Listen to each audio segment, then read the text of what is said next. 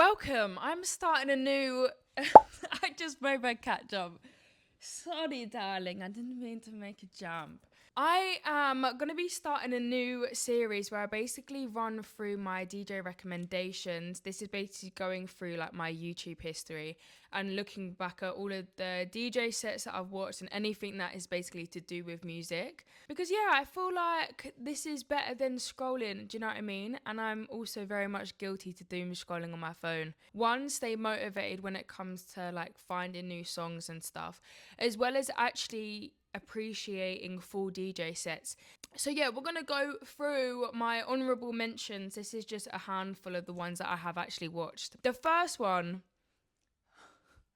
I don't know where I have been. Okay, I don't know where I have been. But I just clicked on this on a bit of a fluke one, yeah, where I was just in the gym. I was like, let me watch a set real quick. And it was Ryota. I don't really know how you say his name. I'm really sorry. But it was his Boiler Room set that was from a year ago. 1 whole year ago. And this has never crossed any of my feeds. No Instagram, TikTok, YouTube, nothing, okay? Oh my God. Dare I say, the best set I have ever watched in my entire life.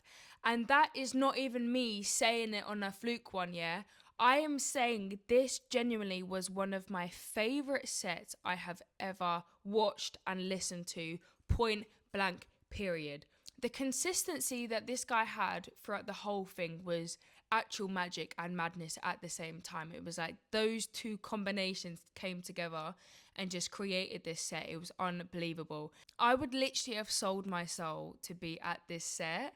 It was drum and bass, jungle, garage, bassline, all of those combinations together, but it was all of the old stuff. So he was playing like Dizzy Rascal, and we had like old Stormzy and Skepta in there. He had so many artists where I was like, what are you actually even talking about?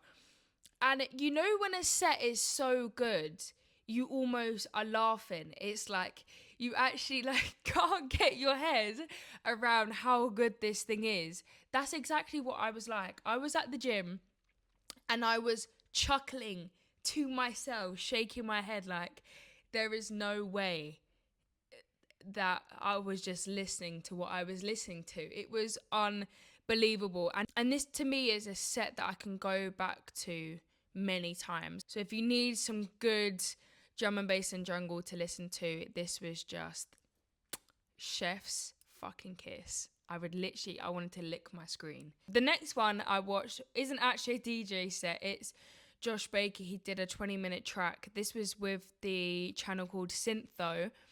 They are a really good electronic music channel where they kind of give like lots of different tips for producing and just DJing in general. I loved this. I really love seeing how producers' brains work and kind of how they can just hear stuff and it can go so well together.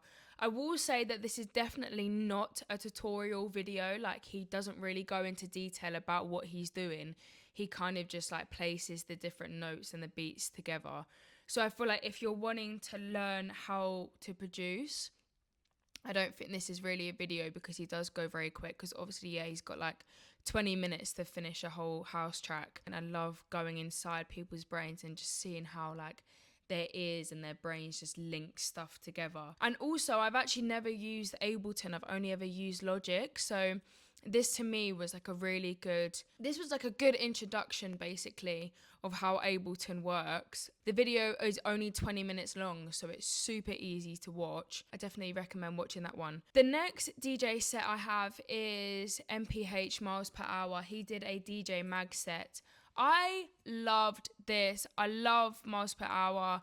I think he is still incredibly underrated, and it blows my mind because I literally put him up there in UK garage the same as like the Sammy Vergis and like the Notions of that kind of caliber. I loved this set a lot.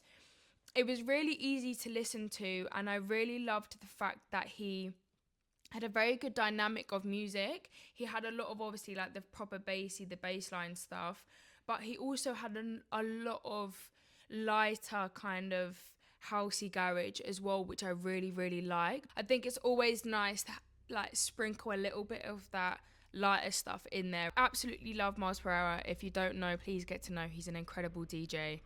And I'm excited to see him do more stuff because I love that he's getting his flowers, but I really want to see more stuff with him. So I'm definitely going to do some more deep diving into that as well. And the final one that I'm going to be mentioning is, I never know how you say artist names that are like spelt like this. I think it's Khadij. It's spelled KHXDEEJ. I watched her Crab Culture set where she was DJing in the bakery kitchen. And I love watching sets like this. This bakery one was so just aesthetically pleasing to watch as well because it was just like so light and airy. It was so nice. But this was the perfect background noise for me. And when I say background noise, I don't mean that in like a really negative way. I actually mean it in a very constructive way. Like, it was just really easy to listen to. It was like butter. And she was mixing liquid drum and bass and jungle. And for me, that mixed together is like a love child. It's like two gods came together and just made great sex, and that is liquid drum and bass and jungle together. I just can't explain how much I love it. Well, clearly it's like good sex, goody sex. Anyways, enough sex talk. Yeah, I absolutely loved this. I think it was so easy to watch and to listen to as well. And she had such a great set list throughout. Once again, it was a lot of dynamics throughout it, and it was just such an easy listen.